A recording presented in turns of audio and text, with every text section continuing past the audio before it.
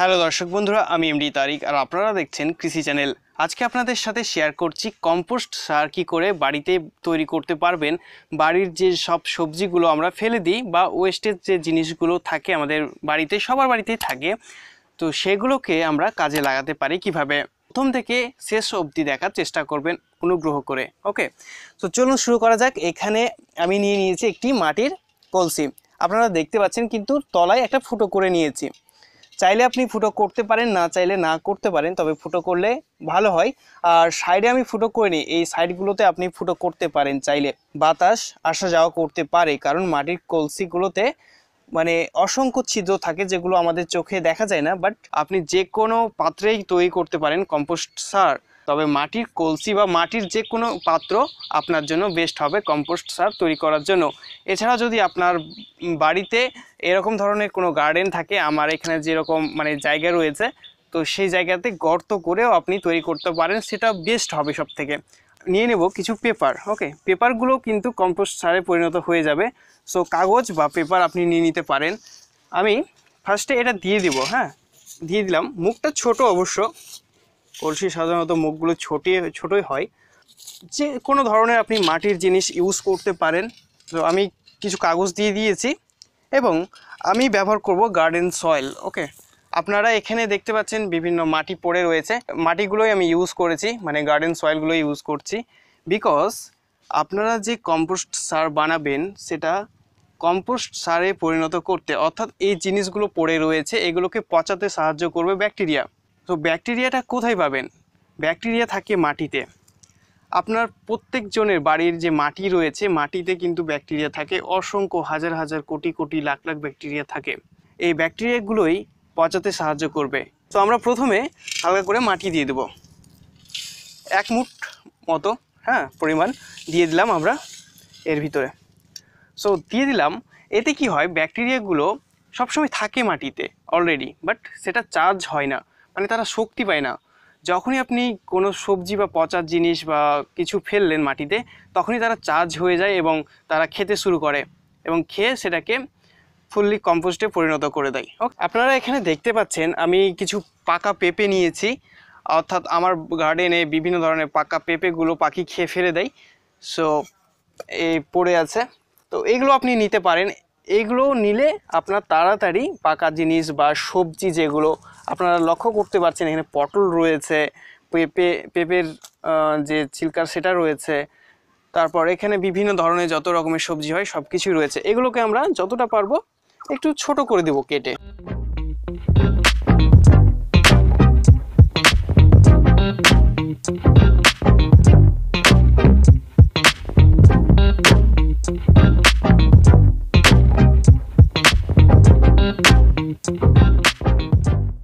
বন্ধুরা, আমরা এখন কি করব, এই জিনিসগুলো আমরা টুকরো করে নিয়েছি। এবার সুন্দর করে এগুলোকে অল্প অল্প করে আমরা কলসির ভিতরে ভরে দেব। একেবারে সবগুলো দিয়ে দেব না, অল্প করে ভরবো, অল্প করে ভরবো। আর 1 মুঠ করে মাটি আমরা দেব, মানে একটা লেয়ার তৈরি করব। একবার দেব এই কাটা সবজিগুলো, যেগুলো ওয়েস্টেজ যে জিনিসগুলো আমরা কম্পোস্ট করব সেগুলো দিব একবার, আর একবার 1 মুঠ করে মাটি দিব, যাতে জিনিসটা তাড়াতাড়ি পচতে সাহায্য করে এবং ব্যাকটেরিয়াগুলো এখানে উৎপন্ন হয়। আরেকটা কথা আপনাকে মনে রাখতে হবে, যাতে বেশি চাপাচাপি করবেন না। হ্যাঁ, আস্তে আলতো করে রাখার চেষ্টা করবেন এই সবজিগুলোকে। বেশি যদি চেপে দেন তবে অক্সিজেনের সরবরাহ কমে যাবে, অর্থাৎ বাতাস আসা যাওয়া করতে পারবে না এবং আপনার এর মধ্য থেকে দুর্গন্ধ ছড়াবে। আবার দিয়ে দিলাম মাটি, আবার এভাবে ভরে দেব। আমি কিন্তু এখানে ডিমের খোসা, কলার খোসা, যত ধরনের আমার বাড়িতে সবজি ছিল ওয়েস্টেজ, সেগুলো ইউজ করেছি। এবং আপনাকে মনে রাখতে হবে যে আপনি যখনই ইউজ করছেন তখন একটা জায়গায় জোগাড় করে নেবেন, 5 দিন 10 দিন যতদিনই লাগুক না কেন, একটা জায়গায় জোগাড় করে নেবেন আপনার ওয়েস্টেজ জিনিসগুলোকে, তারপর একসাথে দিবেন।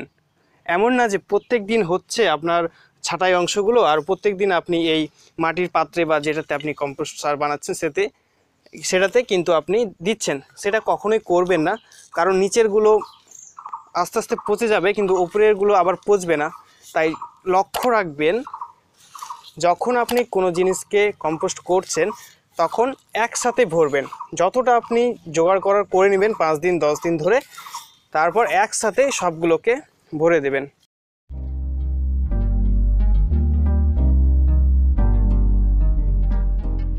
এছাড়াও আমি মাটি যেহেতু ইউজ করছি এবং মাটির কলসিতে ইউজ করছি, তার জন্য দুর্গন্ধটা অনেক কম ছড়াবে। এই কারণেই আপনাদেরকে বলি, যদি আপনাদের একটু বড় জায়গা থাকে বা মাটি থাকে আপনাদের বাড়ির আশেপাশে, তবে সেখানে গর্ত করে এই সারগুলো তৈরি করতে পারবেন, তাহলে বেটার হয়।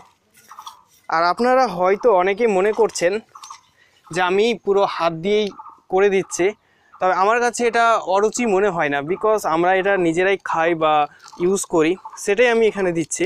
মনে হবে না অরুচি মনে হবে, পচা জিনিস বা ওয়েস্টেজ জিনিসগুলো হাতে নাড়তে চান না, তারা হাতে কিছু পরে নিয়ে তারপর দিবেন, বাট আমার কাছে অরুচি কিছুই মনে হয় না।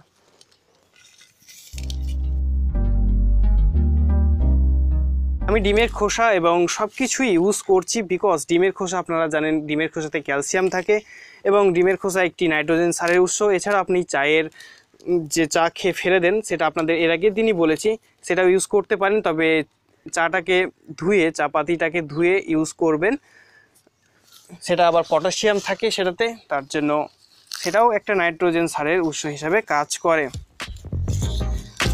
আপনারা সেটাও ব্যবহার করতে পারেন।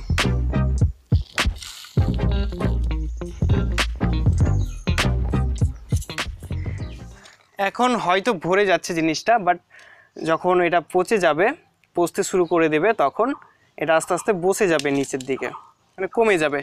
আমি আর বেশি ভরবো না, বিকজ আমার এটা বেশ গলা অবধি, কলসির গলা অবধি চলে এসেছে, আর এটা বেশি ভরবো না, নাহলে বেশি হয়ে যাবে। বাকিগুলো থাক, আমি আমার যে গর্ত করা রয়েছে মাটিতে সেখানে আমি ফেলে দেব।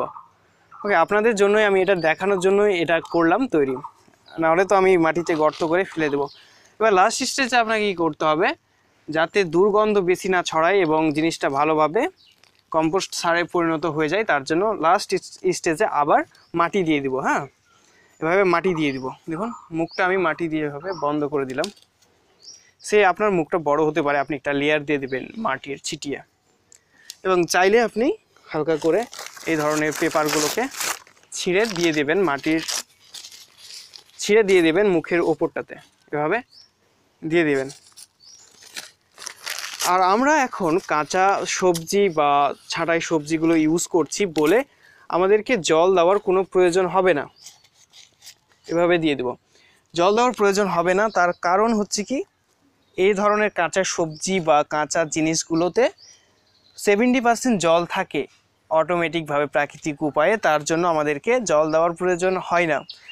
তৈরি করতে আপনার মোটামুটি 1 মাস লাগবে, বেশি দিন লাগবে না। বাট যদি আপনি শুকনো জিনিস ইউজ করেন, শুকনো পাতা বা শুকনো কিছু, তাহলে আপনার সেটা কম্পোস্ট সারে পরিণত হতে অনেকটা টাইম লাগবে, সেটা আপনার উপর ডিপেন্ড করবে। কাঁচা সবজির ওয়েস্টেজ অংশগুলো ইউজ করার চেষ্টা করবেন, কারণ তাতে 70% জল থাকে, তাই এক্সট্রা করে আপনাকে আর জল দিতে হবে না এই কলসির মধ্যে। বাট আমি একটু জল ছিটিয়ে দেব এই মুখটার উপরে, বিকজ আমি এখানে যেহেতু পেপার দিয়েছি মুখটার উপরে, যাতে দুর্গন্ধ না ছড়ায়, তার জন্য হালকা করে এভাবে ছিটিয়ে দেব জলটাকে।